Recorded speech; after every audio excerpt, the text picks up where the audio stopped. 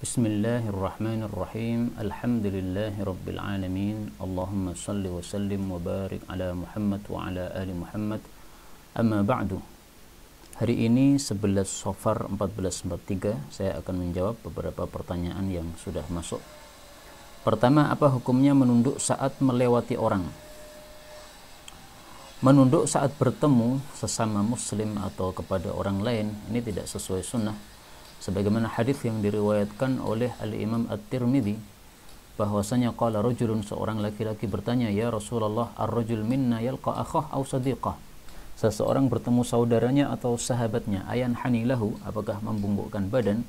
Qala, beliau menjawab, la, tidak. Ayafa yaltazmu wa yuqabbilu, apakah dia merangkulnya, menciumnya? Beliau mengatakan, la, tidak. Qala afa ya'khudhu biyadihi wa yusafihu, apakah dipegang tangannya kemudian berjabat tangan? Qala na'am, beliau menjawab ya, dan ini hadisnya derajatnya hasan. Karena itu tidak usah membungkukkan badan ya. Kalaupun sudah terbiasa seperti itu, bisa diganti dengan menganggukkan kepala saja, tidak sampai menundukkan badan. Karena menundukkan badan itu termasuk rukuk, dan rukuk itu sama dengan sujud, sementara sujud itu dilarang kecuali kepada Allah Subhanahu wa ta'ala. Adapun kalau orang-orangnya sedang duduk sementara kita berjalan, nah di situ menurut guru kami Ustadz Mu'in rahimahullah, bahwa menunduk ini tidak ada masalah karena posisi kita posisi yang berbeda dengan orang yang kita lewati tersebut ya. Karena kalau kita berjalan biasa lurus begitu mungkin bisa mengganggu tempat duduk atau posisi duduk mereka. Nah, supaya tidak sampai mengganggu mereka, la dharara wala dirar, tidak sampai mengganggu mereka, maka sedikit membungkuk dalam rangka tujuannya untuk tidak mengganggu saja. Bukan karena ada mereka, bukan, tapi supaya tidak mengganggu. Assalamualaikum Ustaz, mau tanya, ayah saya habis operasi mata dan belum boleh kena air, jadi kalau mau sholat tayamum. Yang saya tanyakan, bolehkah kondisi orang sakit sholatnya di jamak? Dalam mazhab Syafi'i diperbolehkan sholat di jamak dengan sebab udzur sakit sebagaimana dengan sebab udzur hujan, dan itu hadisnya tentang Ibnu Abbas yang mengatakan bahwa Rasul Shallallahu Alaihi Wasallam pernah beliau itu menjamak di Madinah padahal tidak terjadi hujan, padahal juga tidak terjadi perang ya. Maka ditanya Ibnu Abbas itu, kenapa beliau lakukan itu? Ibnu Abbas mengatakan, arada alla yuhrija ahadan min ummati, beliau ingin supaya tidak menyempitkan seorang pun dari umatnya. Artinya kalau ada udzur maka boleh untuk di jamak seperti itu. Nah, maka kalau memang sakitnya memerlukan jamak, silahkan dijamak. Tapi kalau sakit biasa yang tidak memerlukan jamak, tidak usah dijamak ya. Ya, saya nggak ngerti ini sakit matanya apakah dahsyat sehingga jadi susah untuk sholat tepat pada waktunya semuanya. Kalau memang susah karena sakitnya bukan main ya, dan dia perlu istirahat banyak, kemudian cukup sholat untuk 3 waktu, tidak ada masalah di jamak antara zuhur, asar, dan maghrib isya. Berikutnya, bismillah Ustaz, apakah benar bahwa ketika seseorang ngaku beragama Islam tetapi tidak mau ngaji, apakah ia berdosa? Kalau ada dalilnya mohon disertakan. Ini yang saya paham ngaji ini maksudnya mempelajari Quran dan Sunnah ya. Nah, kalau memang betul maksudnya itu, maka ketahuilah bahwa mempelajari Quran dan Sunnah hukumnya adalah wajib. Kenapa? Karena kita tidak mungkin bisa mengetahui aturan-aturan Allah Subhanahu wa ta'ala kecuali dengan mempelajari Al-Quran was Sunnah. Dalilnya cukup misalnya sabda Nabi Sallallahu Alaihi Wasallam. Rasul Sallallahu Alaihi Wasallam mengatakan, taraktu fikum amrain, saya tinggalkan untuk kalian 2 perkara yang apabila kalian itu memeganginya maka kalian tidak akan sesat selama-lamanya. Kemudian 2 perkara itu disebutkan oleh Rasulullah Shallallahu Alaihi Wasallam. Yang pertama adalah kitabullah, kitab Allah yaitu Al-Quran. Yang kedua adalah wasunnati, dan sunnahku. Hadis ini riwayat Hakim, derajatnya sahih kata Syekh Albani ya. Nah, berarti kita tidak akan sesat kalau kita berpegang teguh dengan Quran dan Sunnah. Tidak mungkin kita berpegang teguh dengannya kecuali kita paham. Tidak mungkin kita paham kecuali kita mempelajari. Berarti mempelajari hukumnya adalah wajib. Nah, itu maksudnya ya. Berikutnya, Assalamualaikum, tatkala ada orang habis operasi bagian wajah, untuk antisipasi agar dia tidak megang-megang wajah gitu, tangannya ditali dan tidak boleh dilepas sama pihak rumah sakit. Lalu bagaimana cara dia tayamum dalam salat? Padahal kan harus ada takbiratul ihram. Allah Subhanahu wa taala mengatakan, fattaqullaha mastata'tum. Bertakwalah kepada Allah Subhanahu wa taala sesuai dengan kemampuan kalian. Maka dia melakukan salat sesuai dengan kemampuannya. Surah At-Taghabun ayat 16 ya. Fattaqullaha mastata'tum. Ada seorang sahabat Nabi sallallahu alaihi wasallam sakit, maka dia salat dengan duduk sesuai dengan sabda Rasulullah sallallahu alaihi wasallam. Beliau mengatakan, "Shalli qa'iman." Salatlah kamu dengan berdiri. Fa illam tastati', kalau tidak mampu, faqa'idan, duduk. Fa illam tastati' fa 'ala jambin. Kalau tidak mampu ya berbaring. Hadis riwayat Bukhari. Nah, maka yang sakit ini tadi salat sesuai dengan kemampuannya. Menghadap ke arah kiblat dalam keadaan berbaring ya. Kalau bisa kepalanya di utara, miring kanan menghadap ke arah kiblat.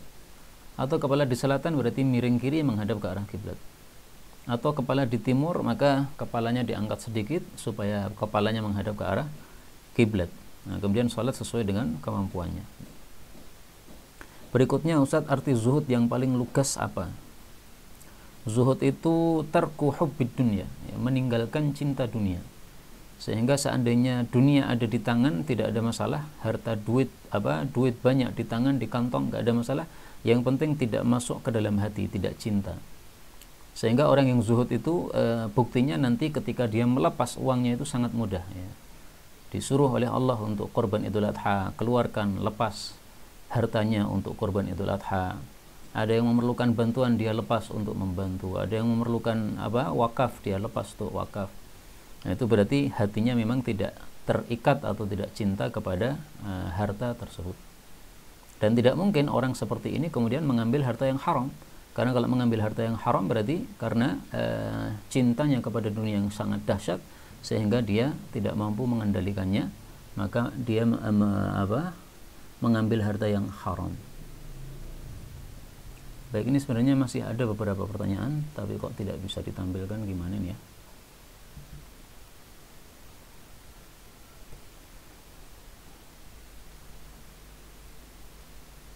Baiklah, saya akan baca dari WA yang saya buka di HP saya ya. Oh, baik. Pertanyaan berikutnya. Assalamualaikum, Ustaz, menanyakan apakah tartil dalam surah Al-Muzammil ayat 4 bisa berarti tajwid? Apa hukum membaca Al-Quran dengan tartil? Apa hukum membaca Al-Quran dengan tajwid? Mohon Ustaz disertai penjelasannya. Istilah tartil sebagaimana dikatakan oleh Ali bin Abi Thalib, beliau mengatakan at-tartilu tajwidu al-hurufi wa ma'rifatu al-wuqufi. Tartil, kata Ali bin Abi Thalib, adalah mentajwidkan huruf. Jadi huruf-hurufnya dibaca dengan baik, dengan tajwid, makhrajnya benar, dan mengetahui wakof-wakof ya, kapan berhenti yang benar. Nah, itu berarti adalah tartil kalau mengumpulkan antara keduanya. Nah, hukum tajwid itu apa? Hukum tajwid sebagaimana dijelaskan oleh Al-Imam Ibnul Jazari, beliau mengatakan wal akhdhu bit tajwidi hatmun lazimu man lam yujawwidil qur'ana athimu.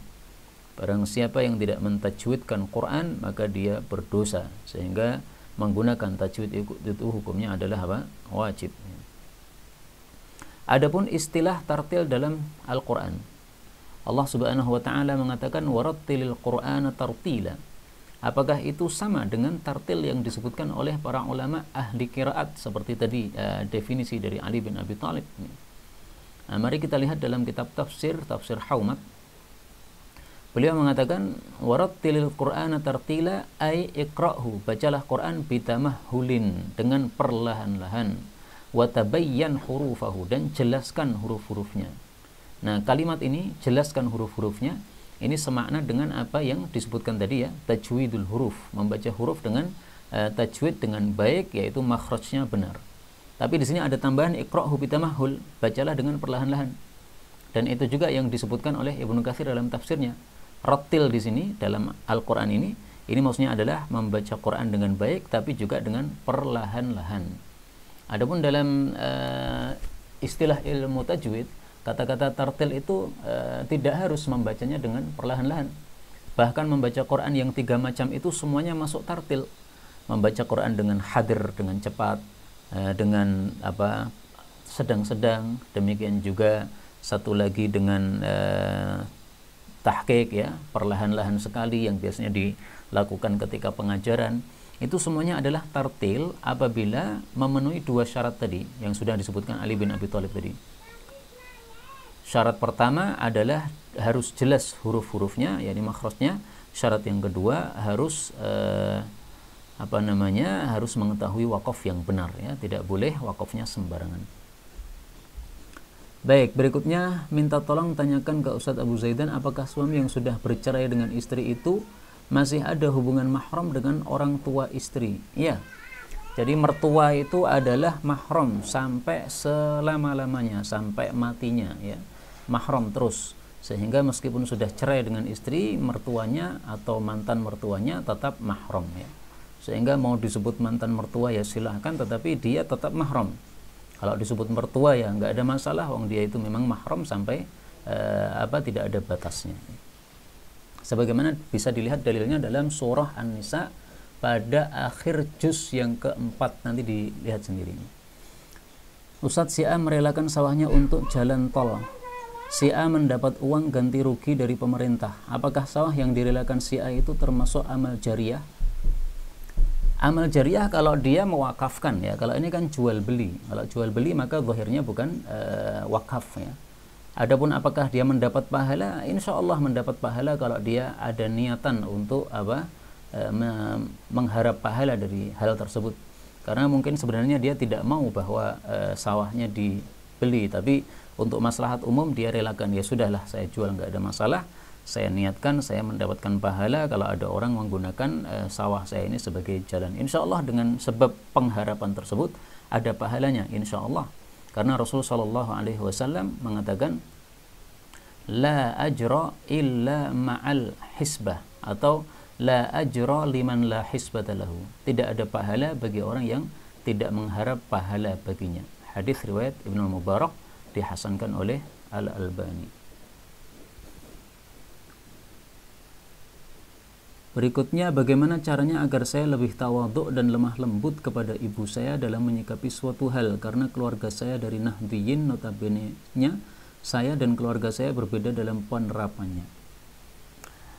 Ringkasnya, masalah-masalah khilafiyah yang berkaitan dengan perselisihan mazhab di antara ulama-ulama Ahlus Sunnah wal Jamaah, itu kita tidak usah saling mencela, tidak usah saling mengingkari ya. Ada kaidah begini, la inkara fi masailil khilaf.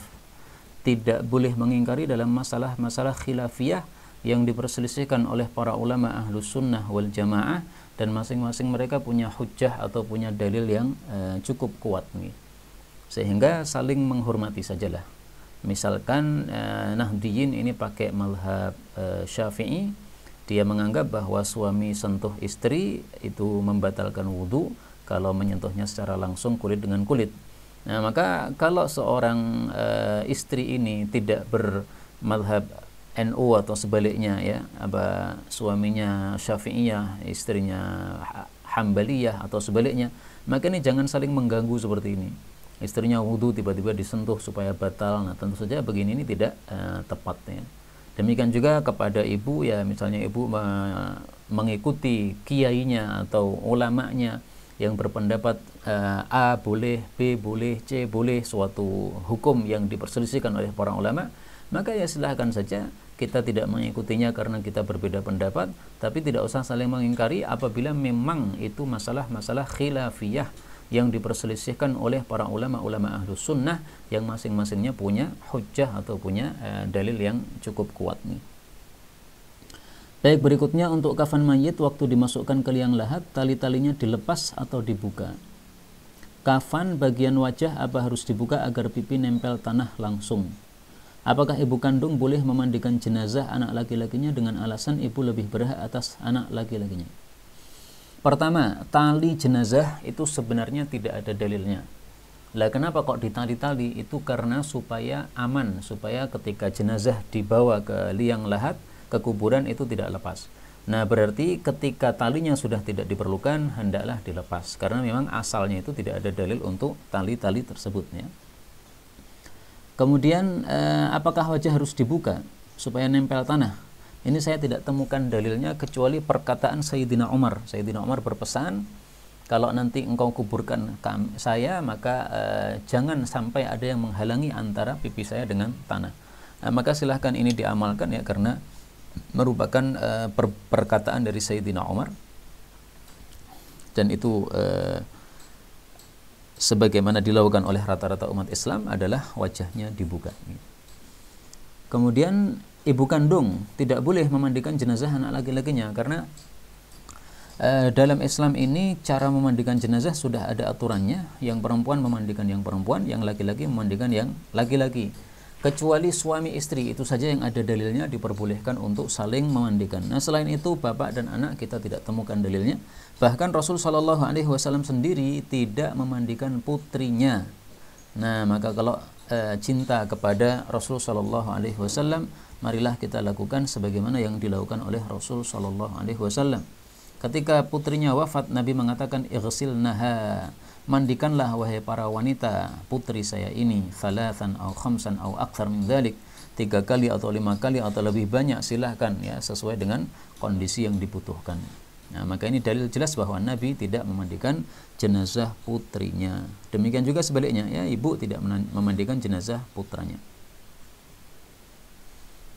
Baik, kemudian Assalamualaikum afwan Ustaz, mohon untuk menjelaskan hadis tentang larangan perempuan safar sendiri tanpa mahram dan ancamannya. Itu sabda Nabi SAW yang sangat terkenal, "Man kana yu'minu billahi wal yawmil akhir la tusafir," janganlah bersafar.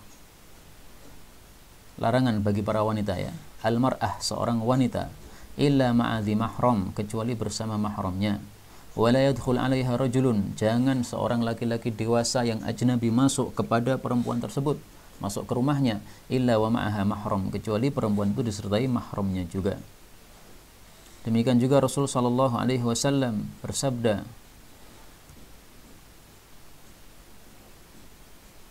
la tusafir mar'ah, janganlah bersafar seorang wanita masirata yaumaini, perjalanan 2 hari, illa wa ma'aha zawjuha aw dhu mahram, kecuali bersama suaminya atau bersama mahramnya.